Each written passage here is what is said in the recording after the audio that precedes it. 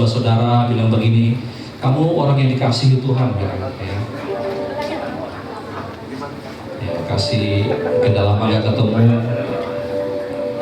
disapa.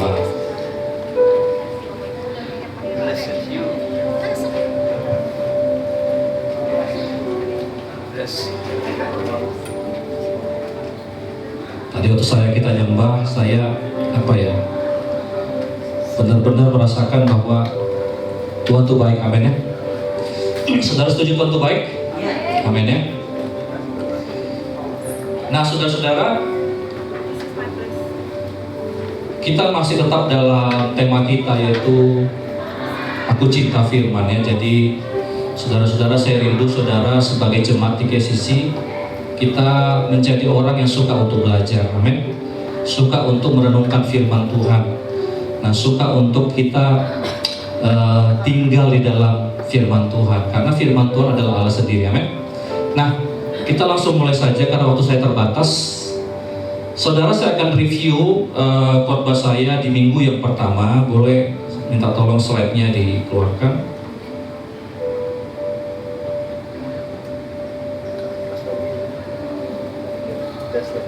Baik, di minggu yang pertama mungkin saudara ada yang miss, ada yang kelewatan. Saya akan ulang sedikit bahwa ada 4 jenis tanah. Tanah berbicara sikap hati kita, ya. Artinya saudara, setiap orang yang dengar firman Tuhan nggak sama kapasitas hatinya, nggak sama sikap hatinya, ya.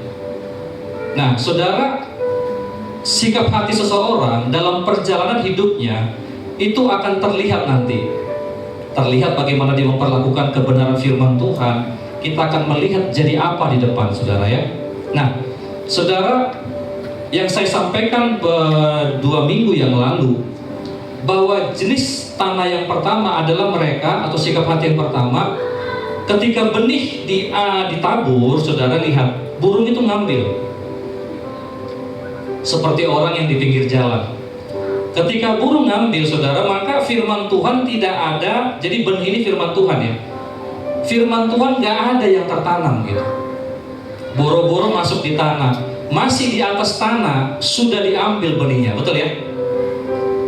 Nah, saudara, 2 minggu lalu saya sampaikan bahwa orang-orang yang jenis yang pertama ini, kenapa bisa sampai benihnya diambil sama kegelapan, sama setan?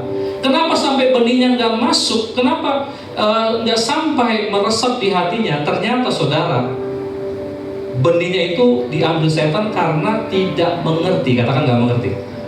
Ya, ingat saya flashback sedikit ya. Nggak ngerti, bingung. Nggak ngerti itu macam-macam. Ada yang karena terlalu banyak pikiran, ada yang pikirannya kemana-mana, ya. Makanya saya rindu sebelum kita dengar firman Tuhan, pastikan dulu pikirannya di sini. Coba bilang sebelahmu, pikiranmu sudah di sini belum? Tanya coba. Karena kalau enggak, sayang, benihnya diambil, sayang sekali. Nah, yang kedua adalah jenis tanah yang kedua adalah benih yang tadinya sudah masuk, sudah tertanam, tapi nggak lama, saudara. Nggak lama hilang, karena dia dikatakan benihnya seperti itu ditanam di tanah yang berbatu. Tipis dia. Saudara, kalau bayangkan tanah berbatu, betul ya? Cuman tipis tanahnya, jadi tumbuh sebentar saja. Nah, ini orang-orang Kristen yang, mohon maaf, setelah dengar firman Tuhan, nggak lama segera melupakan, jadi cetek, dangkal. Tanahnya tipis. Senang sesaat, sukacita sesaat, tapi nggak lama firmannya sudah nguap juga gitu, ya. Nah, yang ketiga, coba lihat, adalah seperti dihimpit ya. Jadi tanah di mana ketika bertumbuh sudah mulai ada bunganya, sudah mulai ada buahnya, tapi belum matang karena dihimpit. Katakan terhimpit. Terhimpit itu artinya, saudara, gini, ada sebuah kesesakan dalam hidup. Ada sebuah masalah mungkin dalam hidup, atau mungkin ada sebuah kesenangan yang saking senangnya, mungkin kaya raya segala macam. Firman itu nggak bertumbuh sangat dalam, nggak sampai berbuah. Terhimpit. Tadinya ngiring Tuhan, tadinya melayani, tadinya cinta Tuhan, tiba-tiba dalam perjalanan hidupnya mulai meragukan. Jenis yang ketiga adalah jenis yang meragukan firman. Biasanya ini orang-orang Kristen cukup lama. Dulu Tuhan baik sama saya, kenapa sekarang Tuhan gak baik? Dulu doa saya dijawab, sekarang kenapa doa saya gak dijawab? Kalau kita teruskan, nantinya akan terhimpit. Tetapi ada jenis yang terakhir, yaitu tanah yang subur. Dikatakan dia bertumbuh dan berbuah, ada yang 30, ada yang 60, bahkan ada yang 100. Kenapa dia bertumbuh? Karena dia sangat dalam akarnya, saudara. Sangat kuat. Rintangan apapun gak bisa menghentikan iman, ya amin, saudara. Firman Tuhan tertanam sangat dalam. Firman Tuhan gak mungkin dilupakan sama dia. Makanya berbuah. Saudara, sebelum saya lanjutkan khotbah saya hari ini, setuju gak saudara bahwa tidak ada buah kalau gak ada benih? Setuju gak? Setuju ya? Buah hanya ditentukan oleh karena adanya benih. Kita kalau nggak pernah menanam, tidak akan mungkin bertumbuh buahnya, nggak mungkin. Makanya saudara, ketika benih firman disampaikan, ini saudara dalam perjalanan hidup bisa dilupakan loh. Coba saya uji sebentar, dikit saya uji. Berapa banyak di tempat ini yang hadir yang bisa menghafal lebih dari 5 ayat Alkitab? Selain Kejadian 1 ayat 1. Pada mulanya Allah menciptakan langit dan bumi. Coba, ada yang lebih dari 5? Ada yang 5? Coba angkat tangan dikit aja, coba. Oke, 5. Oke, yang ada yang 2 ayat. 5 aja gak nyampe, saudara. Makanya gak heran kadang-kadang ketika mulai dalam perjalanan hidup, ketika firman gak ada, disitulah kita mulai lemah. Betul gak? Oke, sini kita akan belajar. Hari ini kita lanjut ya. Saya gak akan panjang di sini karena ini pengulangan. Saya akan fokus di tanah yang terakhir, tanah yang subur. Nah, hari ini kita akan belajar bagaimana caranya kita menjadi orang yang bijak. Bagaimana caranya menjadi orang yang berhikmat. Ya. Saya akan buka dengan ini. Sebuah fakta bahwa kalau hari-hari ini kita hidup, sekarang kita hidup ini, saudara, pilihan sangat banyak, betul nggak? Karena hikmat itu berhubungan dengan mengambil keputusan. Setiap hari kita akan diperhadapkan bagaimana cara mengambil keputusan. Tetapi saya mau kasih tahu, di zaman kita hidup sekarang nggak mudah mengambil keputusan. Karena apa? Pilihan sangat banyak. Sebagai contoh, zaman dulu saya sekolah, zaman saya dulu hidup saya tahun 90-an, saya tamat aja SMA tahun 99. Kami hanya punya pilihan untuk nonton TVRI. Jadi di TVRI kami mau nggak mau, kalau nggak suka ya jangan ditonton. Sekarang saya mau tanya, tontonan ada berapa banyak? Netflix ada, YouTube ada, TikTok ada. Nggak suka scroll, nggak suka ganti, betul nggak? Pilihan sangat banyak. Zaman dulu makanan nggak terlalu banyak variasinya. Nasi goreng telur sama nasi goreng ayam. Sekarang nasi goreng pakai keju, nasi goreng pakai oncom, nasi goreng macam-macam. Coba jujur, berapa banyak yang diantara kalian sekarang makan aja susah milihnya? Ada? Saking banyaknya. Milih cowok pun susah sekarang kan? Yang belum nikah, betul nggak? Banyak banget pilihannya gitu. Sekarang aplikasi date di mana-mana. Di zaman kami hidup nggak ada aplikasi-aplikasi. Zaman kami dulu bahkan dijodohkan. Sekarang coba yang muda-muda yang milenials, ada nggak yang dijodohkan sekarang? Hari gini Pak Pendeta dijodohkan. Nah, lihat. Tapi sorry ya, zaman dulu yang dijodohkan lebih awet pernikahannya. Pernah nggak berpikir? Bukan kita mau balik lagi dijodohkan, bukan. Tapi sekarang kita hidup di mana pilihan makin sulit, milih itu makin susah. Setuju? Nah, jadi gini. Ketika saya menyelidiki, saudara, bahwa Yang namanya kita bisa pinter, kita bisa orang berpendidikan, tapi belum tentu kita berhikmat, betul nggak? Nah, kita akan belajar bahwa hikmat itu dimulai dari mana? Kenapa pentingnya sebuah hikmat? Nah, kita akan belajar. Kalau Anda pulang dari tempat ini rindu menjadi orang-orang yang bijaksana, kita belajar. Amsal 1 ayat yang ke-7. Mari kita buka. Kita mulai yuk. Amsal 1 ayat yang ke-7. Kita baca bersama-sama 1, 2, 3 ya. Takut akan Tuhan adalah permulaan hikmat, pengetahuan. Tetapi orang bodoh menghina hikmat dan didikan. Takut akan Tuhan adalah permulaan pengetahuan, permulaan hikmat. Jadi gini, kalau ditanya bagaimana kita punya hikmat Tuhan, karena gini, ada hikmat dunia. Tapi kalau kita pengen punya hikmat Tuhan, kita yang pertama adalah dimulai dari takut akan Tuhan. Yang setuju katakan amin. Amsal 9 ayat 10. Permulaan hikmat adalah takut akan Tuhan, dan mengenal yang Maha Kudus adalah pengertian. Jadi pertama sekali kalau kita mau punya hikmat, bisa memutuskan sesuatu dengan bijak. Saudara, kita mulai dari apa? Takut akan Tuhan dulu. Kita percaya bahwa firman Tuhan ya dan amin, amin. Kita percaya bahwa firman Tuhan yang di tangan kita itu perlu dihormati, amin. Itu takut akan Tuhan. Takut akan Tuhan bukan takut karena Tuhan kejam, bukan. Takut itu hormat sama Tuhan, amin. Terlihat dari bagaimana cara kita mendengar firman. Karena gini, Tuhan gak terlihat. Tuhan gak terlihat. Tapi cara orang menyembah, cara orang mendengar, itu kelihatan dia takut apa Tuhan apa enggak. Jadi pertama, kalau kita punya hikmat, kita mesti punya sikap takut akan Tuhan. Itu permulaannya. Amin.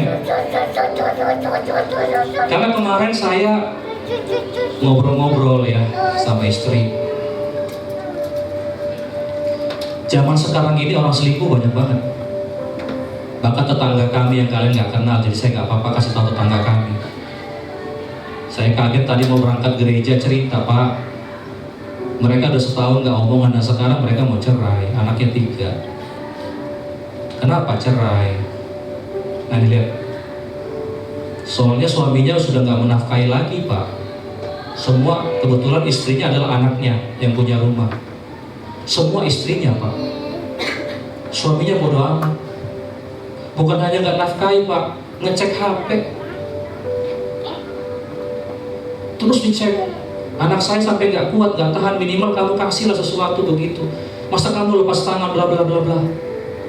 Cuma ada yang menarik ketika dia bilang, padahal menantu saya itu S1, Pak.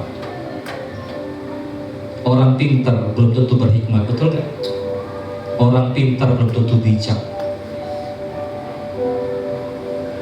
Orang berhikmat dimulai dari takut akan Tuhan. Dimulai dari cinta akan firman Tuhan. Bilang sebelahmu, cinta sama firman adalah permulaan hikmat. Jangan cuma gini-gini. Cinta sama firman adalah permulaan hikmat. Ayo bilang. Kenapa saya suruh ulang-ulang supaya kalian nempel gitu ya. Yang kedua tujuannya adalah malah tahu yang mulai ngantuk, minimal terjaga gitu. Canda. Nah, kita sudah dengar bahwa takut akan Tuhan itu adalah permulaan hikmat. Nah, pertanyaannya bagaimana caranya takut akan Tuhan? Langsung Matius pasal 7 ayat 24 sampai 27. Bagaimana cara kita takut akan Tuhan? Matius pasal 7 ayat 24 sampai 27. Setiap orang yang mendengar perkataanku ini dan melakukannya, lihat ya, mendengar dan melakukannya, ia sama dengan orang yang apa? Bijaksana, katakan bijaksana. Yang mendirikan rumahnya di atas batu, 25. Kemudian turunlah hujan dan datanglah banjir, lalu angin melanda rumah itu, tetapi rumah itu tidak rubuh sebab didirikan di atas batu. 26. Tetapi setiap orang yang mendengar, lihat sama-sama dengar kan? Mendengar perkataan ini dan tidak melakukannya, ia sama dengan orang yang bodoh yang mendirikan rumahnya di atas pasir. 27. Kemudian turunlah hujan dan datanglah banjir, lalu angin melanda rumah itu sehingga rubuhlah rumah itu, dan apa saudara? Hebatlah kerusakannya. Saudara, hidup ini cuma pilihannya dua. Mau tetap kuat, tetap bertahan, atau rubuh. Amin. Atau rusak. Nggak ada di tengah. Alkitab berkata kalau kita dengar dan melakukan, kita itu orang bijak. Yang bijak katakan amin. Dengar dan lakukan, itu bijak. Boleh diamankan dulu ini. Jadi dengar dan lakukan, ya. Nah, coba ya, lihat ya. Jadi saudara gini, waktu saya merenungkan ini ayat, ya, waktu saya merenungkan, nggak ada saudara gini. Setiap yang kita lakukan hari ini itu semua punya dampaknya. Silakan diambil aja, nggak apa-apa deh, ambil aja. Nggak ada yang di tengah-tengah begitu. Kalau nggak kita berkuat, kalau nggak kita rusak. Nah, kadang-kadang mohon maaf ya. Kadang-kadang ketika bentar ya. Kita masih bersyukur dengan yang namanya hujan dan angin dan badai. Oke, saya pelan-pelan ya. Kalau tidak ada yang namanya angin dan hujan, semua rumah kelihatan sama, betul nggak? Saya ulang ya, pelan-pelan. Kalau nggak ada yang namanya angin, namanya banjir, namanya hujan deras, semua rumah tampak sama. Rumah itu bicara kehidupan kita, betul ya? Tapi lihat, yang membedakan nanti adalah ketika datang hujan dan angin. Ketika masalah belum datang, ketika ujian belum datang, semua orang terlihat sama aja. Contoh di sekolah. Di sekolah, orang itu nggak ketahuan mana nanti yang pintar, mana yang ranking ketika mendengar gurunya, betul nggak? Semua sama-sama melihat ke depan. Semua sama-sama mencatat. Tapi ada orang-orang yang mencatat, ada yang pura-pura mencatat, betul nggak? Dulu saya punya teman ketika di kampus, ketika guru menjelaskan, mereka lihat ke depan dan mencatat. Tapi catatannya adalah mereka chatting, mereka ngobrol-ngobrol samping-sampingan gitu, tukar-tukar catatan. Apa kabarmu? Baik. Tapi begini, ternyata nggak semua orang mencatat itu benar-benar mendengarkan, betul nggak? Orang-orang ini tidak akan bisa dibedakan sampai ujian tiba, betul nggak? Nanti ujian, mana yang belajar sama tidak, baru ketahuan bedanya. Sama dengan orang mendengar. Dikatakan kalau kamu cuma dengar, tapi kamu nggak lakukan, kamu nggak bijak. Semua kita bisa sama-sama melihat, sama-sama dengar, tapi nggak semua punya hati mau belajar. Tapi kalau kita takut akan Tuhan, kita rindu itu suara Tuhan, amin. Saya mau belajar, saya mau dengar. Jadi sekali lagi, hujan dan angin itu membedakan orang.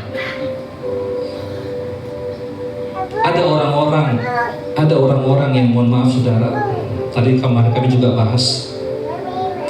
Ternyata, contoh kita bahas perceraian lah. Ternyata orang bercerai bukan hanya ada di luar gereja ya. Orang-orang di gereja juga ada yang cerai, betul nggak? Ada juga loh yang selingkuh, orang-orang Kristen. Apa bedanya? Bahkan kemarin kami ngobrol sama istri, teman saya bukan orang percaya loh, tapi keluarganya bisa harmonis. Tapi keluarganya bisa seperti kita loh, anak-anak Tuhan. Di mana bedanya? Bedanya adalah melakukan nggak firman Tuhan, amin. Kadang-kadang orang-orang nggak percaya Tuhan, tapi dia lakukan prinsip kebenarannya, hidupnya berbeda, amin. Ada buahnya. Nah, jadi saudara, kalau saudara mau berhikmat, kita harus mengerti bahwa orang berhikmat adalah mereka yang kalau setelah dengar, mereka lakukan. Bahkan kadang-kadang orang-orang yang coba kita berpikir sebentar. Kalau mendirikan rumah di atas pasir, saya mau tanya, pasir sama batu mana lebih mahal?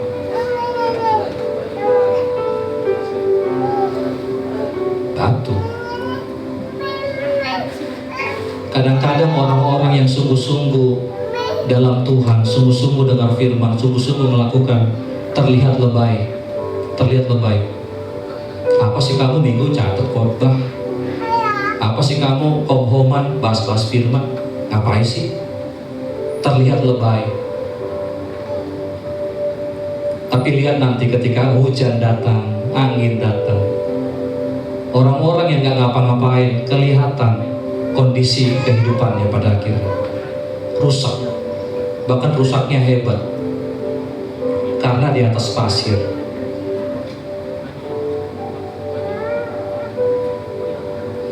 Jadi saudara lihat, zaman sekarang ini zaman kita instan semua instan. Hati-hati, semua instan, semua pengen cepat. Makanya kenapa zaman sekarang saya lihat, saya perhatikan, saya amati generasi ini gampang mental breakdown, gampang kena anxiety, gampang kena stres, depresi. Kenapa? Karena Anda saudara lihat ini, kita nggak suka banyak disiplin, betul nggak? Banyak orang Kristen nggak suka disiplin. Apa-apa kita butuh healing. Segini healing nggak salah. Tapi kalau baru misalnya contoh baru selesai UAS kita butuh healing, ngapain sih gitu? Zaman kami dulu nggak ada healing-healingan saudara. Bahkan guru kami itu killer, tahu killer ya? Kejam-kejam semua. Bukan saya bilang sekarang perlu jadi guru killer, enggak. Kalau sekarang kan banyak murid nggak segan sama gurunya, betul nggak? Saya lihat beberapa kali di sosmed itu bahkan guru diajak berantem. Zaman kami dulu kalau guru hormat gitu. Dan zaman kami dulu hidup bukan mau bangga-bangga zaman dulu ya. Kalau nggak ngerti itu penghapus ke kepala gitu. Tapi ada kelebihannya. Generasi dulu lebih tough, betul nggak? Sekarang saya lihat ada banyak nggak dikasih uang jajan sama maknya mulai stres. Mikir mau mengakhiri hidup apa sih? Berapa banyak yang mau kuat? Amin. Ayo dimulai dari kita dengar firman dan lakukan. Mulai hargai firman Tuhan. Saudara kita lihat dalam Matius pasal 25 ayat 1 sampai 10. Jadi gini, kalau pertama Anda mau bijak,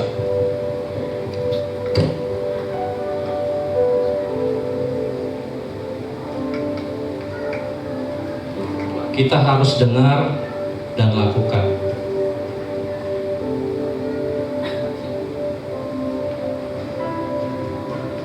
Buka Matius pasal 25 ayat 1 sampai 10. Kita baca pelan-pelan. Pada waktu itu hal kerajaan sorga seumpama 10 gadis yang mengambil pelitanya dan pergi menyongsong mempelai laki-laki. 2. 5 diantaranya bodoh dan 5 bijak. 3. Gadis-gadis yang bodoh itu membawa apa? Pelitanya tapi nggak bawa minyak. Tahu pelita ya? Lampu ya. 4. Sedangkan gadis-gadis yang bijaksana itu membawa pelitanya dan juga membawa minyak dalam buli-buli mereka. Jadi gini, ada 5 yang bodoh, mereka cuma bawa minyak yang nanti minyak ini pasti ada waktunya habis, betul nggak? Nggak ada persediaan. Sementara yang bijak, mereka bawa pelita, bawa lampu begitu ya, bawa mungkin kalau saya gambarkan, ini kan zaman dulu ya, lampu teplok tahu nggak sih? Obor tahu ya? Nah, mereka bawa persediaan minyak karena sewaktu-waktu mungkin bisa habis. Nah gitu ya. Yang pertama, ini yang 5 bodoh dan 5 bijak, dua-duanya sama-sama nunggu mempelai. Yang bodoh yakin banget mempelai akan datang dalam 1 jam ke depan. Ngerti ya? Sementara yang bijak, mereka pikir belum tentu sejam. Gimana kalau 5 jam gitu kan? Makanya mereka bawa persediaan. Lanjut. 5. Tetapi karena mempelai itu lama, tidak datang-datang juga, mengantuklah mereka semua lalu tertidur. Lihat, yang bodoh dan yang bijak sama-sama ngantuk, betul nggak? Sama-sama tidur. Tidak terlihat mana bedanya kita bijak sama bodoh sebelum datang masalah, sebelum datang yang namanya musibah. Dan saya mau kasih tahu, musibah dan masalah kadang-kadang diizinkan Tuhan, betul? Tidak pernah ada janji Tuhan semua mulus. Ada banyak hal-hal yang kadang-kadang kita sudah rencanakan baik, tapi ada faktor X. Setuju? Dikumpulin uang, tiba-tiba orang tua sakit. Jangan kita bilang, Tuhan kenapa kau nggak menjaga orang tuaku? Nggak selalu begitu kawan. Gamenya nggak begitu permainannya.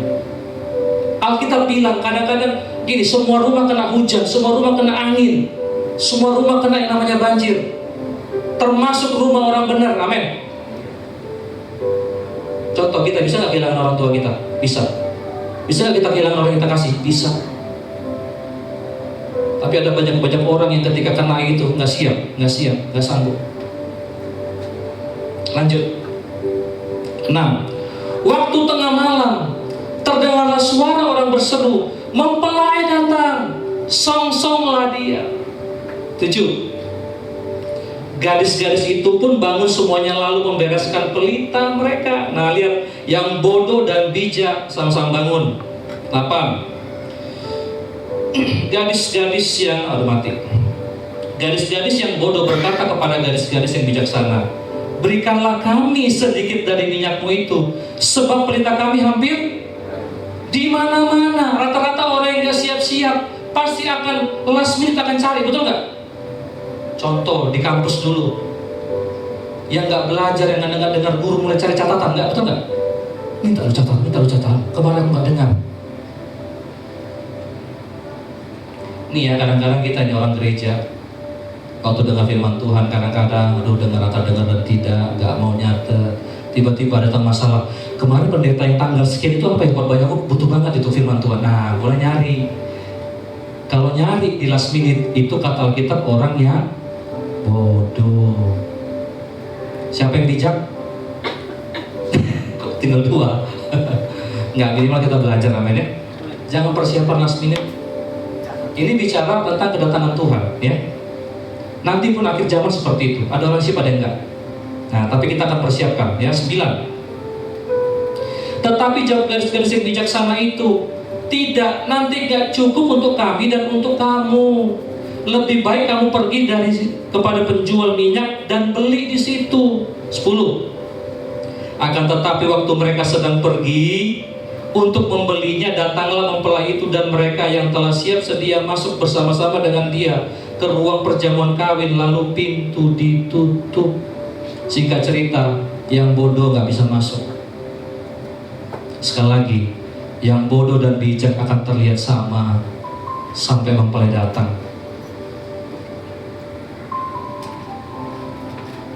Kalau kita rindu putuskan mau jadi orang bijaksana, jangan kerjakan semua ketika sudah waktunya. Saya kasih tahu sama teman-teman semua yang mau menikah, contoh di menikah.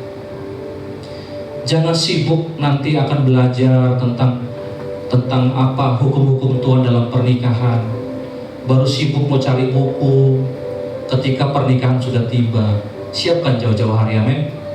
Yang lajang-lajang ayo belajar. Belajar bagaimana kita menghormati pria, bagaimana pria-pria mengasihi istrinya, jangan waktu mau nikah. Saya pernah bilang sama beberapa orang yang malang adalah ketika perang baru persiapan.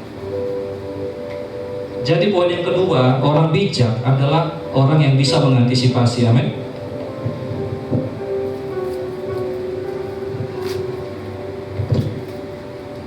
Orang bijak adalah orang yang bisa antisipasi.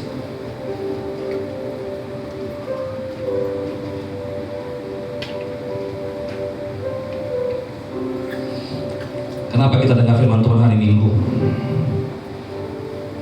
Kenapa kita baca Alkitab tiap hari? Kenapa kita saat teduh? Saudara kalau lakukan ini tiap hari, saudara sedang membangun kekuatan, amin. Karena dengar baik. Kita ini manusia suka lupa, betul nggak? Buktinya tadi saya tanya, siapa di sini yang hafal 5 ayat? Beberapa orang saja. Kebanyakan nggak tahu ayatnya. Padahal saudara tahu. Nanti kita akan baca. Hidup mati kita tergantung firman Tuhan, amin. Ada lagunya kan, hidupku hanya ditentukan oleh perkataan. Nah, bagaimana kita bisa mengarungi hidup ini kalau nggak ada firman yang tinggal? Tapi jangan nanti pada saat Nantilah. Itu kebanyakan orang. Makanya gini, saya perhatikan di orang bijak dibanding orang bodoh nggak banyak. Bahkan tadi kita katakan 50-50. Kalau saya lihat bahkan nggak segitu. Kebanyakan bodoh. Mohon maaf. Nggak peduli ketika belum waktunya, nggak peduli. Nantilah, ya nantilah. Siapkan semuanya sekarang, amin. Siapkan semuanya.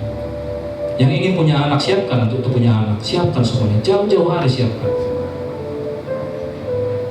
Jangan suka last minute.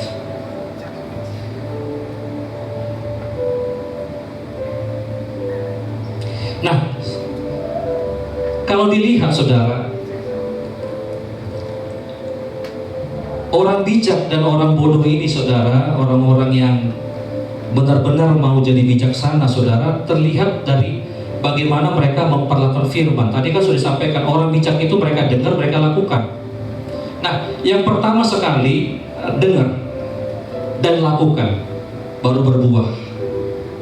Saya mau kasih tahu, buah atau hasil itu sesuatu yang terlihat.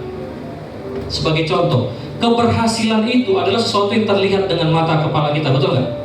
Tetapi orang yang berhasil itu ada proses yang dilakukannya. Dalam Mazmur pasal yang pertama usah kita buka, dalam ayat 1-3 dikatakan, mereka yang merenungkan siang dan malam, apa saja dibuatnya pasti apa? Berhasil. Masalahnya kita renungkan nggak siang dan malam firman Tuhan? Keberhasilan dalam hubungan nggak kucuk-kucuk datang. Kita harus mulai bangun jauh-jauh hari bagaimana prinsip-prinsip kebenaran firman Tuhan dalam hubungan. Keberhasilan dalam keuangan nggak langsung datang, amin. Kita mesti belajar prinsip firman Tuhan dalam keuangan. Sama dengan karakter. Saya jujur saudara, ketika kita mulai gereja ini, saya berdoa sama Tuhan, Tuhan gereja seperti apa yang kita mau bangun. Ada sebuah kegelisahan di hati saya, melihat banyak orang beribadah, tapi mohon maaf, nilainya nggak nilai kerajaan. Itu yang menggelisahkan saya.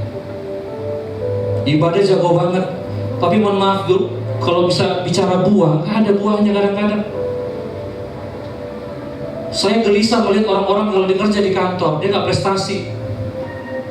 Jangan sampai orang-orang kita, orang-orang kerajaan, orang yang merupakan 5 dalam list, 5 daftar yang mau dikeluarkan. Amin. Jangan sampai kita menjadi orang-orang yang terancam pernikahannya. Jauh-jauh hari siapkan. Alkitab katakan kalau kita siapkan, kita orang bijak. Amin. Nah, masalahnya orang bijak dimulai dari mana? Ya, bagaimana caranya? Kita lihat dalam Lukas pasal 8 ayat 15.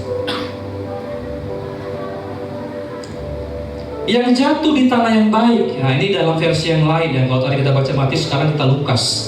Yang jatuh di tanah yang baik atau tanah yang subur ialah orang yang setelah dengar firman itu, pertama saudara, dengar, baru apa? Baru menyimpan.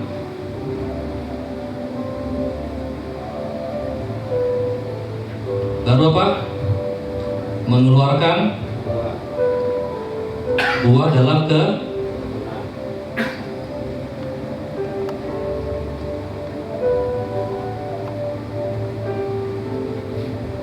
ketekunan. Nanti akan kita lihat beberapa kata ini.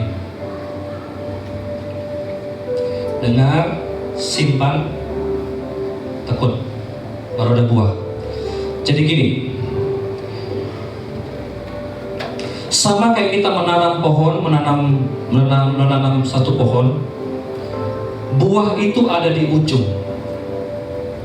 Tapi sebelum itu berbuah, saudara harus tanam dulu benihnya. Kenapa Alkitab mengajarkan 4 jenis tanah? Nah, kalau kita mau tanah yang subur, pertama setelah kita dengar firman itu, di Matius katakan orang dengar, jangan cuma dengar tapi apa? Mengerti.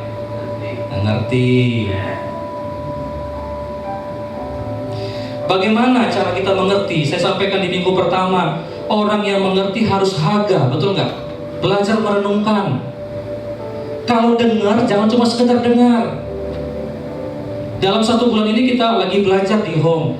Kalau dengar, coba 1 ayat ambil, renungkan siang dan malam, ulang-ulang. Haga itu Pertama bergumam, diperkatakan. Yang kedua dibayangkan, jangan cuma dengar. Apalagi didalamin. Coba setelah dengar misalnya firman Tuhan hari Minggu, tadi di gereja bicara soal merenungkan. Cari di Google seperti apa merenungkan, betul ya? Itu mempelajari, dalamin, sampai engkau ngerti. Nah, setelah kita mulai dengar dan kita mengerti, saudara, kita mulai belajar untuk menyimpan. Nah, lihat ya. Dari 4 jenis tanah tadi, mau tanah yang pertama yang di pinggir jalan, mau tanah yang kedua yang ada di berbatu-batu, mau di tanah yang ketiga di semak duri, semuanya benihnya hilang pada akhirnya. Semua nggak tumbuh, nggak ada buah semuanya, tiga-tiganya. Baik itu yang sebelum pas dia dengar dia bingung, pada saat dia dengar dia terima tapi tiba-tiba hilang nggak lama. Baik juga sudah bertumbuh tapi tiba-tiba terhimpit, semuanya akhirnya nggak ada buah. Cuma satu yang berbuah, betul nggak? Yang subur. Makanya kita belajar, saudara, kalau mau subur, mau dengar, setelah kita dengar, kita simpan. Katakan simpan. Buka Yosua 1 ayat 8. Saya kemarin dapat pengertian ini waktu kita lagi home leader, ya. Itu Ersat kemarin sampaikan, saya terberkati. Nah, saya akan sampaikan beberapa prinsip. Yosua 1 ayat 8. Janganlah engkau lupa memperkatakan kitab Taurat ini, tetapi apa? Renungkanlah itu siang dan malam, supaya engkau bertindak hati-hati sesuai dengan segala yang tertulis dalamnya, sebab dengan demikian perjalananmu akan berhasil dan akan beruntung. Katakan, jangan lupa. Orang yang tidak menyimpan itu orang yang lupa. Jadi kalau Anda menyimpan, bagaimana cara kita tahu kita menyimpan dengan benar? Kita nggak lupa. Nah, kemarin ini bagus banget dia bagiin. Kenapa orang lupa? Orang lupa bukan karena nggak ingat. Orang lupa karena merasa itu nggak penting, betul nggak? Ada nggak di sini yang selalu lupa di mana bajunya, di mana celananya? Ada yang suka lupa. Saya termasuk suka lupa juga kadang-kadang. Tapi kalau saya mungkin kayaknya perlu, kalau kunci itu memang sering tadi mana-mana gitu. Ya benar, kalau itu penting disiapkan dari, ya kan, tempatnya satu. Saya ini termasuk orang yang pelupa. Jadi kalau kalian pelupa, belajarlah ya. Saya bisa sharing banyak hal, pengalaman. Dulu saya punya pengalaman ini, saya mau cerita sedikit. HP ku itu, kalau dihitung-hitung sampai sekarang, mungkin ada hilang, udah 8 kayaknya. Aku kasih tahu ya. Pertama HP ku hilang itu ketika pernah tidur siang. Aku tidur siang, aku buka pintu, aku taruh di perutku, dan aku tertidur. Sederhana ya. Bangun-bangun, mana HP ku? Nah, itu pertama. Setelah itu kalau aku tidur siang, pintu ku tutup. Ini pas di kampung ini. Pengalaman yang kedua, aku pernah taruh HP, aku taruh di meja waktu bekerja. Hari kita dulu ada kantor sekretariat. Saya ngajar musik, saya tinggal. Tiba-tiba ketika saya taruh di situ, pulang-pulang hilang. Berarti pelajaran kedua, saya tidak mau tinggalkan HP, saya bawa. Yang ketiga, saya pernah taruh HP di gereja di pinggir jendela. Jadi jendela ada di situ. Saya pikir namanya gereja rumah Tuhan, rumah kudus, tidak mungkin ada yang ngambil. Rupanya mungkin pintunya terbuka. Ini orang tahu, orang aspal tahu kan ya? Dibuka pintunya, mungkin diambil bukan orang gereja, mungkin orang luar. Tapi sejak itu saya nggak pernah lagi taruh di situ. Yang berikutnya, saya pernah bahkan HP itu di kos-kosan. Sampai ingat semua nih, hilangnya di mana aja. Kos-kosan kami jam 3 pagi, tiba-tiba pintu kawanku kencing segala macam, waktu ada yang tinggal di tempatku, lupa kunci pintu, HP hilang. Ternyata bisa di kos-kosan jam 3 pagi masuk orang, terus ngambil HP ku, bisa. Berikutnya, kita punya zaman dulu ada taruh HP di sini ya, kantong, tau kan? Jadi zaman dulu kayaknya keren kali ada, ya kan? Kayak gini. Singkat cerita itu masih kuliah, tertidur lagu di bus. Tiba-tiba pas keluar, HP ku bilang, rupanya mereka pinter. Mereka kalau pencopet itu ambil ke kawan-kawannya gitu. Itu aku bilang terakhir semua nggak ada yang mau tahu, HP hilang. Sejak hari itu aku benci dengan ibu buang semua, nggak ada lagi gitu-gituan. Nah, apa yang menjadi pelajarannya? Kenapa orang lupa? Nggak penting. Kenapa kita sembarangan?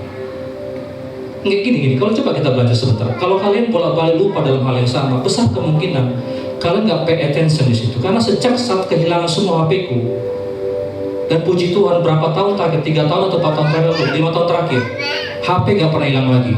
Semenjak aku punya tas selempang kemana-mana, bahkan aku bawa itu kemana-mana, semua di situ. Aku ambil semua pelajaran. Ini barang penting semua. Itu baru HP yang hilang, belum STNK, belum KTP, itu banyak banget yang hilang. Karena merasa gak penting. Alkitab katakan Yosua, jangan lupa memperkatakan firman ini siang dan malam, diulang-ulang. Kalau kita suka lupa, ulang-ulang, amin. Tapi kenapa? Bagaimana cara kita mau ulang-ulang kalau kita rasa itu gak penting? Nah, sekali lagi, kalau mau kita jadi orang bijaksana, simpan itu. Harus tersimpan. Harus tersimpan. Jangan sampai ketika badai datang dalam hidup baru, waduh, firman gak ada satupun yang nempel. Saya bersyukur saya pernah mengalami masa-masa yang sulit. Firman Tuhan itu keluar semua. Roh Kudus itu ingatkan semuanya. Kadang saya nggak tahu di mana letaknya. Kadang saya saya lupa di mana letaknya. Tapi saya tahu isinya. Karena sering ulang. Yang pertama, orang lupa karena merasa nggak penting. Yang kedua, orang lupa karena apa? Karena jarang diulang-ulang. Betul nggak? Kenapa ada kitab ulangan? Memang manusia suka lupa, makanya diulang-ulang.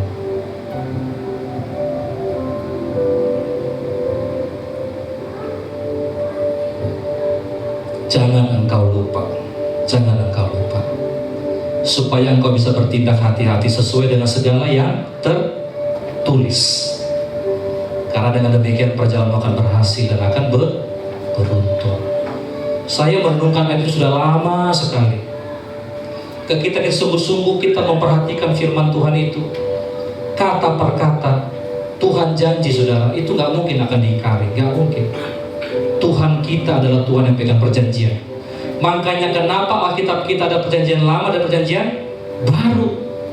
Karena Tuhan bukan manusia sehingga dia berbohong, amin.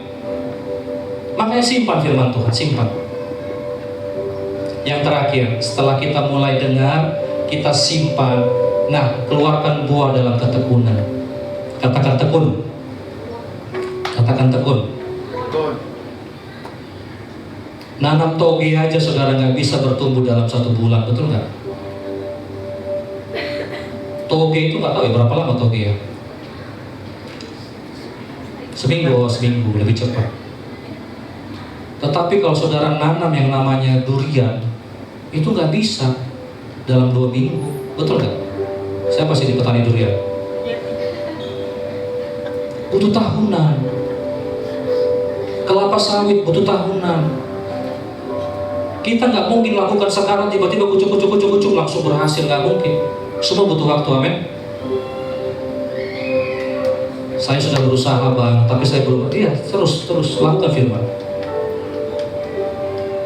Suami saya susah banget untuk dihormati, udah belajar menghormati terus.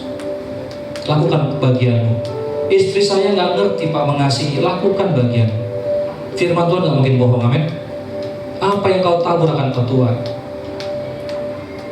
Nah, kalau kita mulai lakukan dengan terus-terusan, bertindak hati-hati sesuai dengan apa yang tertulis, maka dengar baik, buah akan dihasilkan. Rindu menikmati hidup, amin. Katakan yang pertama apa? Dengar. Yang kedua apa? Simpan. Yang ketiga, tekun. Maka buah akan dihasilkan, amin. Jadi pulang dari tempat ini, mari saya rindu jemaat KCC nggak ada lagi yang nggak suka simpan firman, amin. Simpan firman. Bagaimana caranya pak? Ya kalau minggu coba dicatat, catat aja, catat. Nanti dibahas di home, diulang lagi, amin ya. Kalau sudah dicatat, disimpan, tinggal dilakukan. Karena disimpan nggak dilakukan, nggak ada juga buahnya. Catat itu banyak pak, tapi dilakukan nggak. Berarti kita perlu bertobat. Amin saudara. Mari kita berdoa.